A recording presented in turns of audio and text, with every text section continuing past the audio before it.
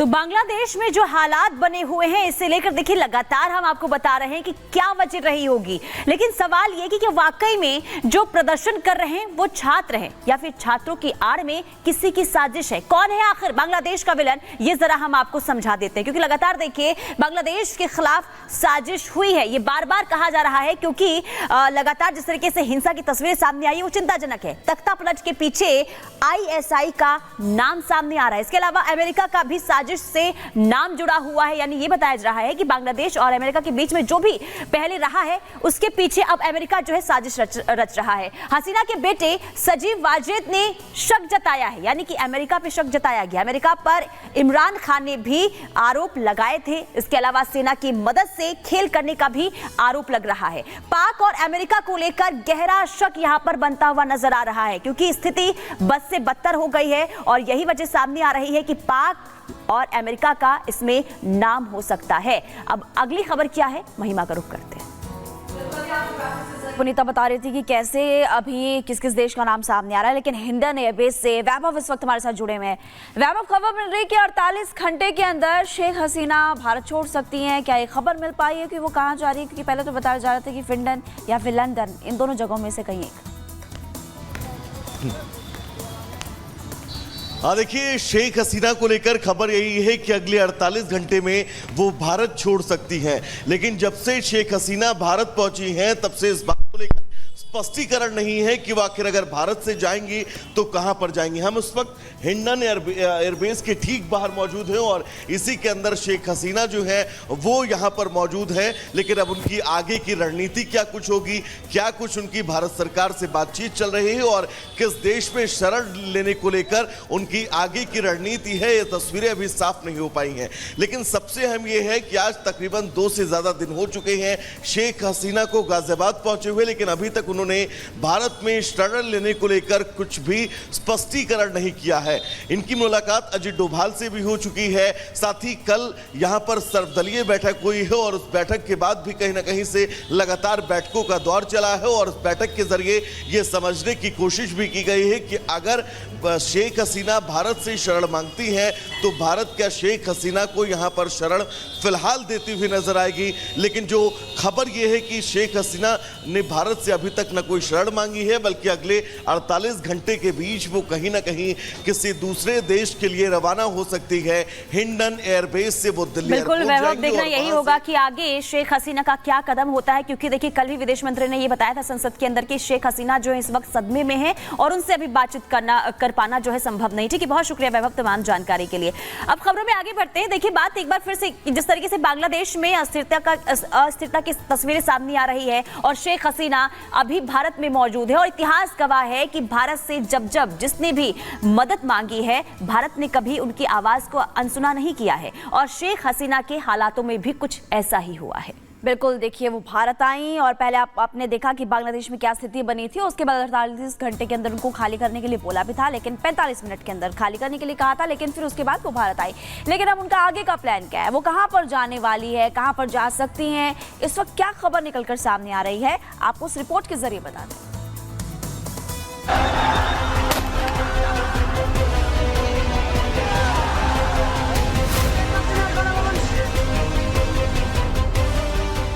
बांग्लादेश की सत्ता से बेदखल शेख हसीना फिलहाल भारत में हैं। यहां से कहां जाएंगी अभी ये साफ नहीं हो पाया है।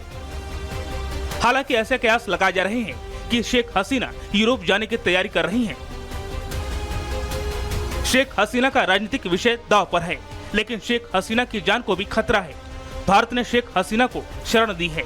इस बीच Bangladesh supreme court bar association के अध्यक्ष AM महबूब-उद्दीन खोखर ने भारत से अपील की है कि शेख हसीना और उनकी बहन को गिरफ्तार कर वापस बांग्लादेश भेज दे।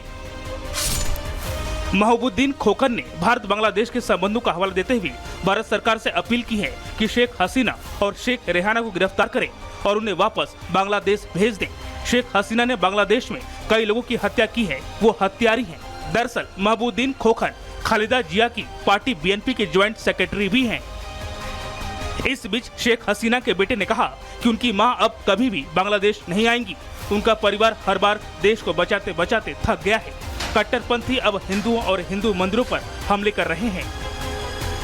আপনারা যে এই বঙ্গবন্ধুর মেয়ে শেখ হাসিনার বিরুদ্ধে বলছেন, आज जो आप लोग बंगबंधु की बेटी शेख हसीना के खिलाफ बोल रहे हैं, आज शेख हसीना नहीं होती तो क्या बांग्लादेश इतनी ऊंचाई पर पहुंच पाता? असंभव। कोई सोच भी नहीं सकता जैसे बांग्लादेश ने तरक्की की है। शेख हसीना के बाद आपका क्या होगा ये आप जानें। ये मेरा और मेरे परिवार के लिए चिंता का सबब नहीं है, ये आप लोग खुद जानें। ये आंदोलन नहीं है, क्योंकि पुलिस की हत्या की जा रही है, निर्दोष लोगों को मारा जा रहा है, मकान जलाए जा रहे हैं, पत्रकारों की हत्या की जा रही है। ये उत्पात है। दरअसल जब सबने बांग्लादेश से पल्ला झाड़ लिया तब पीएम मोदी आगे आए और उनके सपोर्ट पर ही बांग्लादेश के प्रधानमंत्री शेख हसीना को सुरक्षा का एहसास हुआ और उन्होंने आर्मी विमान से उड़ान भरी और भारतीय हवाई क्षेत्र में दाखिल हुई। भारत में हसीना KC-130 मिलिट्री विमान के साथ 2 राफेल फाइटर प्लेन उड़ान भरने लगे। राफेल भारत में हसीना की सुरक्षा की गारंटी थे। ये इस बात का भी सबूत था कि मोदी अपने दोस्तों को बचाने के लिए क्या कर सकते हैं। Bureau report, Republic Bharat. देखिए लगातार आपको बता रहे हैं कि आखिरकार वो अब कहाँ जा सकती हैं, लेकिन आगे बढ़ते हैं और देखिए हसीना खालिदा के बीच विवाद बहुत पुराना है। 2 बेगमों की लड़ाई वजूद पर आ चुकी है। ये लड़ाई आज की नहीं बल्कि विवाद जो है वो बहुत पुराना बताया जा रहा है। सालों से दोनों के बीच सियासी लड़ाई देखने को मिली बुरी तरह। बिल्कुल देखिए शेख हसीना 15 साल तक पीएम रही हैं। इसके अलावा अगर खालिदा जिया की बात करें तो वो 2 बार पीएम रह चुकी हैं और दोनों एक दूसरे की सियासी दुश्मन भी हैं और दोनों ने एक दूसरे पर कई बार वार पलटवार भी किए। जिया ने हसीना के खिलाफ कार्रवाई भी की है और शेख हसीना ने जिया पर कार्रवाई की है। तो देखिए किस तरीके से जो लड़ाई है अब यहाँ पर आ चुकी है। जिया 2018 से जेल में बंद थी और हालांकि अब उनको रिहा किया गया है। हसीना ने सोमवार को देश छोड़ा था और उसके बाद से प्रदर्शनकारियों ने मांग की थी कि उनको रिहा किया जाए। बिल्कुल मंगलवार को जिया जेल से रिहा हो चुकी हैं। हालांकि उनका भी नाम प्रधानमंत्री के रेस में था। सत्ता वापसी को लेकर बेचैन जिया है और दोनों राजनीति की पुरानी खिलाड़ी भी रही हैं और दोनों को विरासत में सत्ता भी मिली है। बिल्कुल इसके अलावा देखिए लगातार जिस तरीके से ये लड़ाई अब वजूद पर आ गई है उसी को ये लेकर कहा जा रहा है कि कहीं ना कहीं जो पुरानी लड़ाई है उसका असर अब इस वक्त बांग्लादेश पर देखने को मिल रहा है। बिल्कुल और अब बात करते हैं ये नया बांग्लादेश है, क्योंकि नया बांग्लादेश इसलिए एक तो प्रदर्शन हुआ कई दिनों तक, उसके बाद कई लोगों की जान चली गई, कई देशों का नाम सामने आ रहा है कि जो लड़ाई चल रही है इसके पीछे कई देश भी बताए जा रहे हैं। शेख हसीना जा चुकी है देश से और अब कमान जो है नए पीएम को मिल चुकी है और बांग्लादेश बदलता हुआ इस वक्त नजर आ रहा है। लेकिन ये बदलाव अच्छा नहीं, ये बुरा बदलाव है। बिल्कुल और यही वजह है कि जो भी कुछ बांग्लादेश में हो रहा है उससे पूरे देश में गुस्सा देखने को मिल रहा है। पूरा देश इस वक्त गुस्से में है। लेकिन जो बर्बादी की कहानी लिखी गई है बांग्लादेश में, इसके पीछे आखिर किसका हाथ है, ये सवालों के घेरे में है। लेकिन साथ ही साथ बांग्लादेश के भविष्य का अब आगे क्या होगा ये अभी भी सबसे बड़ा सवाल बना हुआ है। रिपोर्ट के जरिए इस वक्त आपको दिखाते हैं कि आखिर बांग्लादेश में जो स्थिति बनी हुई है आखिर उसके पीछे कौन है और क्या हालात इस वक्त बांग्लादेश में बने हुए हैं।